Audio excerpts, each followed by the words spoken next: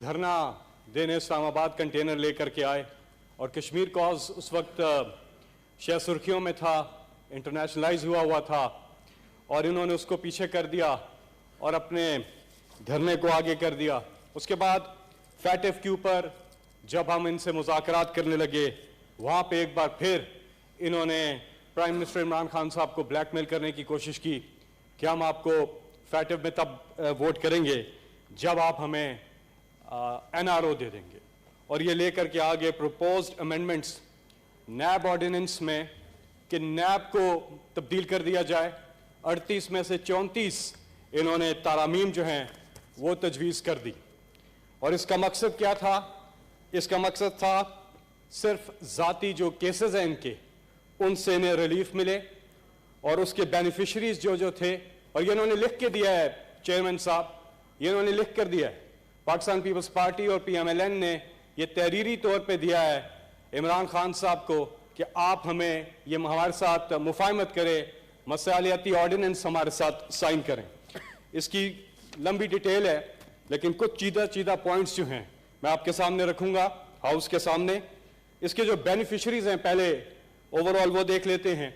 इसमें नवाज शरीफ, शहबाज शरीफ, आसिफ जरदारी, यूसुफ रजा गिलानी, मरियम नवाज, ख्वाजा आसिफ, खाकान अब्बासी, खुर्शीद शाह, राना सनाउल्लाह, जावेद लतीफ, एहसन इकबाल और दीगर शामिल हैं। 3 इसके बुनियादी जो निकात हैं तो 34 और हर शक के पीछे, हर तरमीम के पीछे इनका एक या एक से जायद आदमी जो है उनके केसेस जो हैं उनको रिलीफ मिलता है।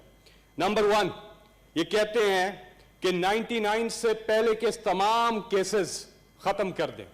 उसमें बड़े बड़े केसेस हैं, चौधरी शुगर मिल, अल अजीजिया, सरे महल, एवनफील्ड अपार्टमेंट्स, यानी कि वो तमाम केसेस खत्म कर दिए जाएं। नंबर 2 99,999 रुपए तक की करप्शन जो है वो जायज करार दी जाए।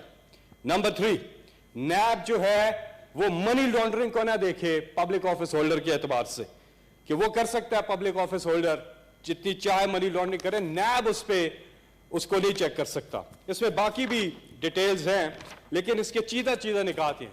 अब इमरान खान साहब ने इनको कहा कि बाकी तो ठीक है, पब्लिक इंटरेस्ट की कुछ चीजें हैं, कानून साजी है, इलेक्शन रिफॉर्म्स हैं, बाकी चीजें हैं, उस पर तो हम आपके साथ बैठने को तैयार हैं, लेकिन अपने साथ ये मत लाया करें हमेशा अपनी जाती करप्शन, जाती चोरी और जो केसेस हैं उनसे छुटकारे की ये बात करते हैं। अगर आज भी प्राइम मिनिस्टर इमरान खान उनको ये दे दें तो इनकी ये जो सारी PDM, ये जो ठुस प्रोग्राम है, ये सारा खत्म हो जाएगा।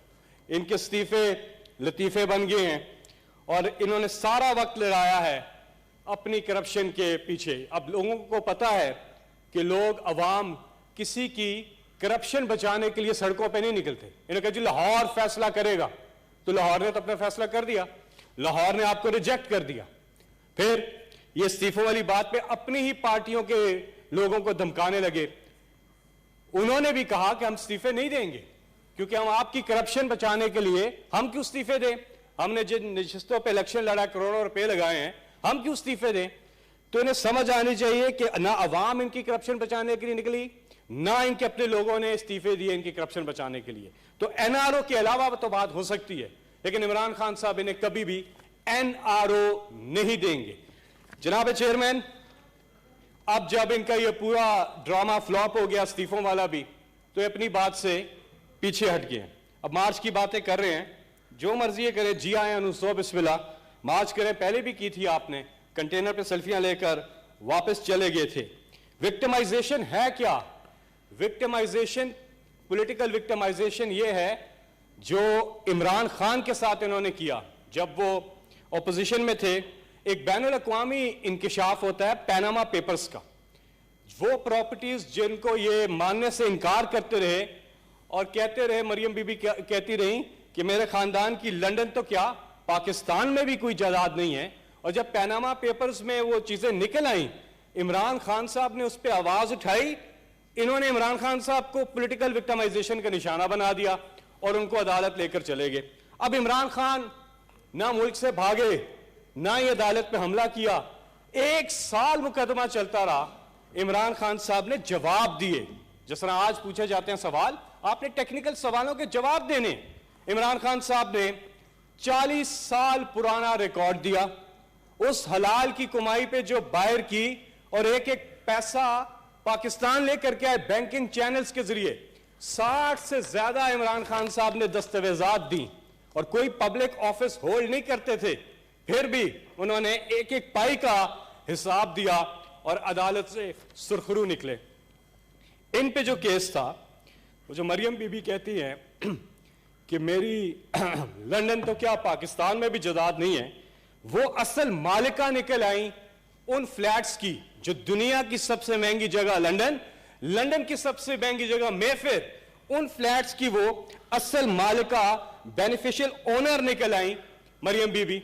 आज तक, आज की तारीख तक मुकदमा चलता रहा, इन्होंने एक एक डॉक्यूमेंट भी नहीं दिया कि वो लंदन फ्लैट्स हमारे हैं तो कैसे, एक डॉक्यूमेंट नहीं दिया। जो दो चीजें दी, एक वो कतरी खत जाली, एक वो ट्रस्ट डीड जो थी वो बोगस निकल आई।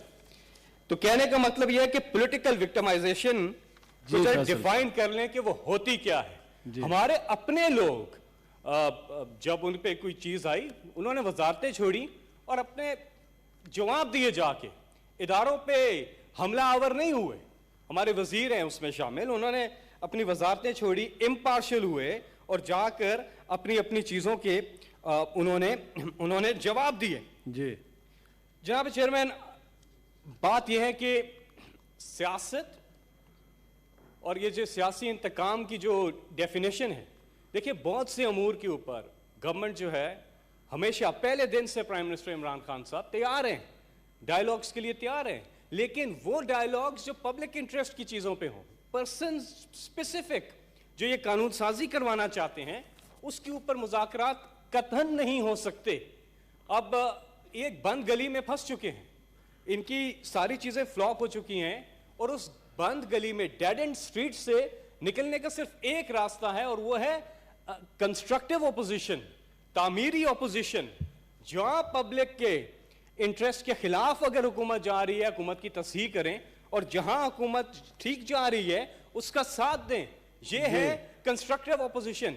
दुनिया में कहीं ये नहीं होता कि जाती केसेस जो, और ये सारे जो केसेस हैं ये इमरान खान ने नहीं बनाए, ये सारे केसेस इनके अदवार के बने हुए हैं। अब माजी में क्या होता आया, ये कहते जी हम हुकूमत को एनआरओ नहीं देंगे। हुकूमत एनआरओ दे सकती है, ले नहीं सकती, इनका ज्यादा इनको पता होगा, क्योंकि इन्होंने एनआरओ लिए हुए माजी में हुकूमतों से।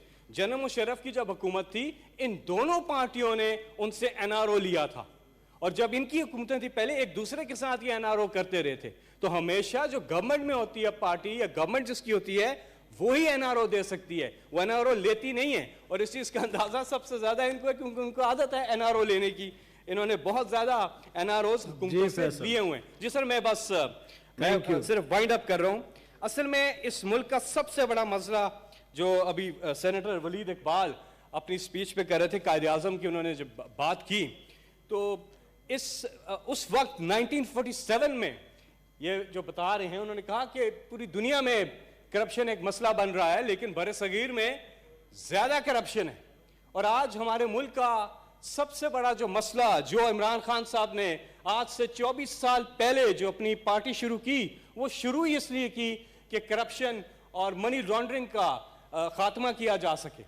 अब इसमें बहुत से पार्लियामेंटेरियंस जो कि पीएमएलएन में है, पीपल्स पार्टी में है, दीगर जमातों में है, जिन पे कोई करप्शन की एलिगेशन भी नहीं है, नीट क्लीन लोग हैं, वो खुद इस वक्त परेशान हैं कि हम चंद इनके टॉप के 5, 6, 7, 8, 10 लोग हैं जिन पे बड़े बड़े इन्होंने जो करप्शन के केसेस हैं, उनको हम बचाने के लिए ये करें।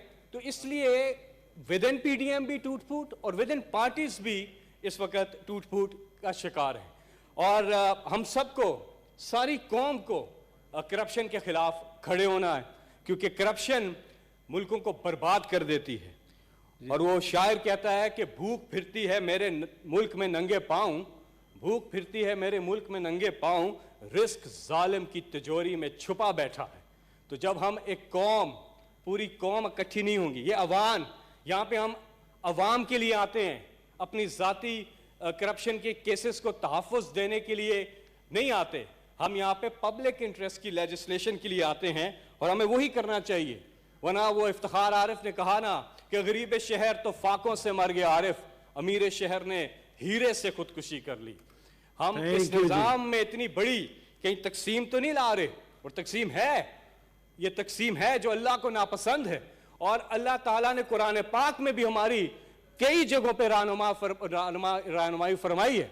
हमें इन चीज़ों से सीखना होगा और अपने मुल्क के लिए सबको पब्लिक इंटरेस्ट के ऊपर इकट्ठे होना होगा। बस सर जाते जाते एक बात कहूंगा, चाहे ये उल्टी कलाबाजियां भी खा लें, चाहे ये कुछ भी कर लें, इमरान खान इनको एनआरओ नहीं देंगे, नहीं देंगे, नहीं देंगे। सेनेटर रहमान मलिक साहब।